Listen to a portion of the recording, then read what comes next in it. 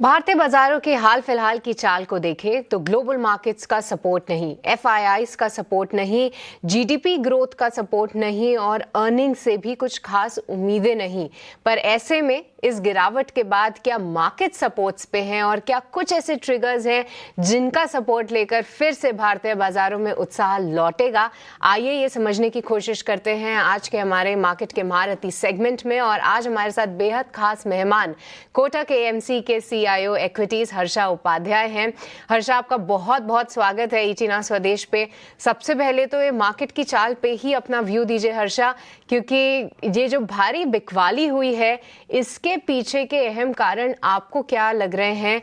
क्या कुछ चिंता का विषय बन रहा है मार्केट में? और साथ ही ये जो इतनी गिरावट हमने देखी, इतनी शार्प करेक्शन देखी, क्या इसका अंदेशा, इसकी आशंका पहले से लगाई जा रही थी या फिर थोड़ा सा शॉकिंग जरूर रहा है मार्केट का मूवमेंट? गुड मॉर्निंग सृष्टि। देखिए, अगर आप इस साल का जो प्रोग्नोसिस है अर्निंग्स एस्टिमेट्स का या इकोनॉमिक ग्रोथ का, वो पिछले वर्ष से काफी नरम दिखता है। वो जरूर एक फंडामेंटल रीजन है जिसके वजह से मार्केट में गिरावट दिखाई दी। और दूसरी बात यह है कि एफआईआईज का जो सेलिंग है पिछले था, इस भी कंटिन्यू हो रहा है। तो ये सब देखते हुए लगता है कि ये जो वोलेटिलिटी हमें देखने को मिल रहा है, ये एक्चुअली 4-4.5 साल के बाद पहली बार इतना वोलेटिलिटी दिखाई दे रहा है।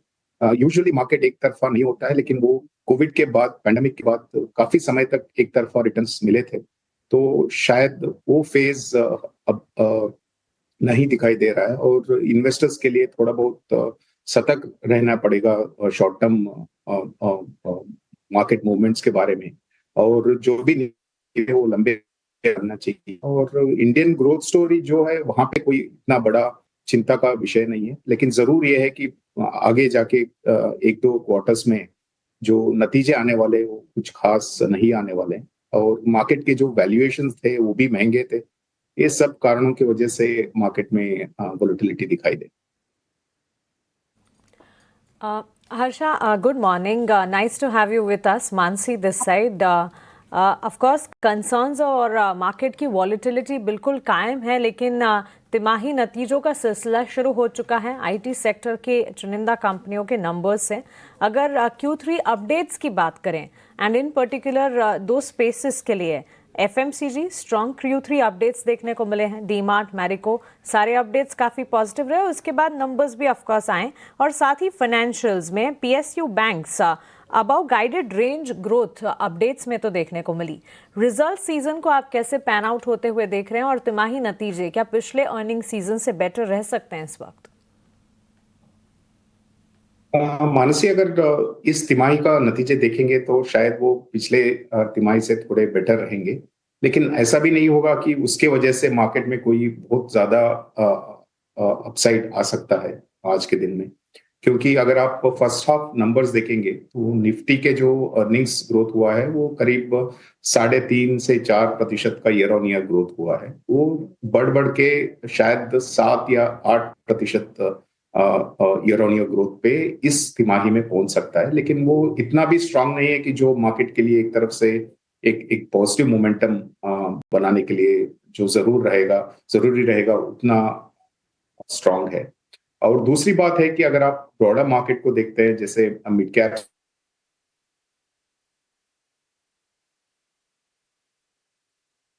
तिमाही में वो 15 से 20% डी ग्रोथ दिखाया था अर्निंग्स पे। तो वहां पे कुछ खास इंप्रूवमेंट नहीं दिखाई दे रहा है इस तिमाही में। तो ओवरऑल लगता है कि ये काफी कुछ एक तरफ से कंसोलिडेशन फेज बोल सकते हैं, साइडवेज टू थोड़ा बहुत नेगेटिव बायस वाला मार्केट इस अर्निंग सीजन में लग रहा है।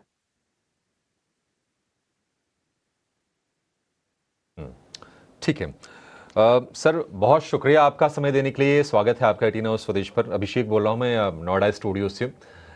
एक ना मेरे मन में सवाल था काफी दिनों से, मैं सोच रहा था कि आज पूछ ही लूं। सर, आपका नाम हमने सही लिखा है ना? हर्ष आपका नाम है या फिर हर्षा? कैसे हम प्रोनाउंस करें, कैसे लिखें? ठीक लिखा हमने?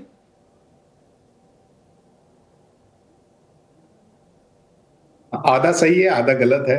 हर्षा उपाध्याय है, सो उपाध्याय हो गया है। चलिए। अच्छा, हर्षा उपाध्याय है। ओके, अच्छा, ठीक है। ठीक है, चलिए ये क्लियर कर लिया। मेरे मन में बहुत दिन से था कि अच्छा शब्द हर्ष होता है, लेकिन नाम तो सबके अपने अपने हिसाब से भी हो सकते हैं।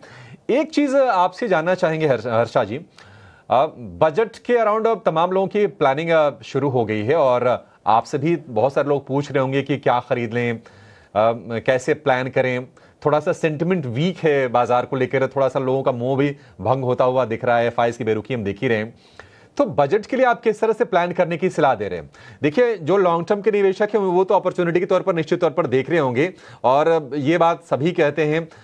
लोग अब इस चीज को लेकर अवेयर हो भी गए हैं कि मार्केट को टाइम करना नहीं चाहिए, लेकिन आपके हिसाब से भी स्पेसिफिकली बजट के लिए कैसे प्लानिंग कर रहे हैं? अभिषेक, जैसे आपने बताया, मेरे ख्याल से ये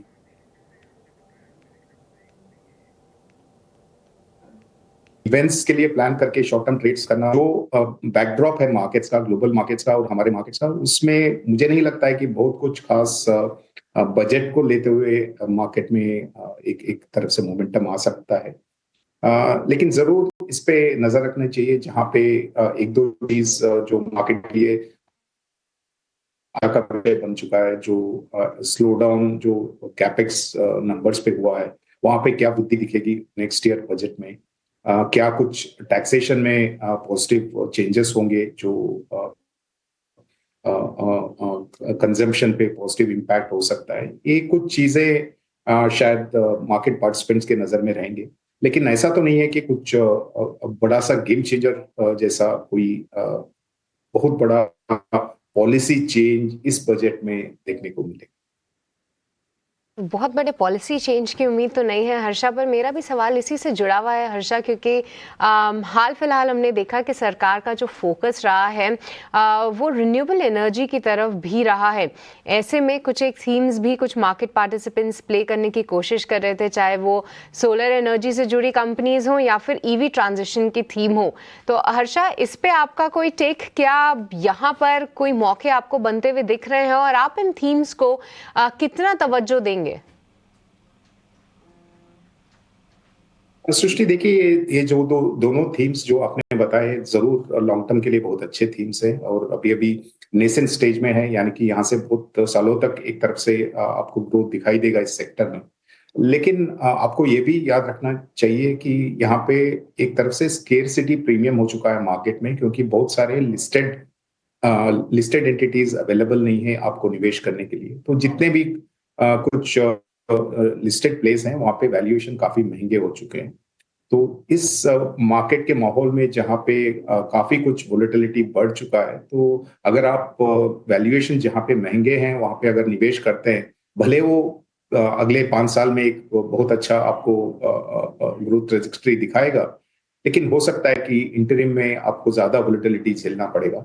तो उस हिसाब से हमें लगता है कि जो ये जहां जहां पे वैल्यूएशन का कंफर्ट नहीं है, वहां पे थोड़ा सतर्क रहना चाहिए। हर्षा, आपका बहुत शुक्रिया हमारे साथ जुड़ने के लिए, सवालों के जवाब देने के लिए और बाजार पर अपनी एनालिसिस और साथ ही इस वॉलेटाइल मार्केट में मार्केट को नेविगेट कैसे करना है हमारे व्यूअर्स को समझाने के लिए। Thank you so much. Have a nice day to you. धन्यवाद।